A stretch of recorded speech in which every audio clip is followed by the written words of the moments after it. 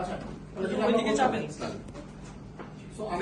আমাদের সিদ্ধান্ত যেটা আমাদের উচ্চ পরিষদে আমাদের নীতি পরিষদের সিদ্ধান্ত অনুযায়ী রাষ্ট্র সংস্কারে গঠিত কমিশন সময় যে প্রধান তাদের সাথে আমরা দেখা করতে চাই এবং আমাদের সংস্কার প্রস্তাবনার মধ্যে যে জিনিসগুলো আমরা করতে চাই নির্বাচন রিলেটেড একটা হচ্ছে যে আমাদের বিগত ফ্যাসিস্ট স্বৈরাচার আওয়ামী সরকার একটা আইন তৈরি করেছিল।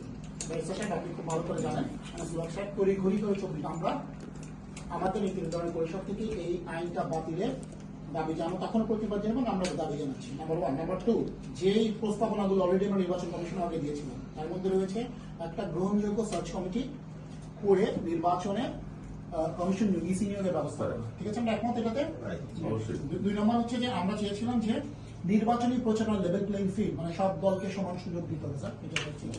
3 নম্বর হচ্ছে একাধিক দিনে জাতীয় সংসদ নির্বাচন অনুষ্ঠিত করে। এটা আমাদের সংস্কার প্রস্তাবনা আগেও ছিল, আপনারা দিয়েছিলাম যেহেতু বাংলাদেশ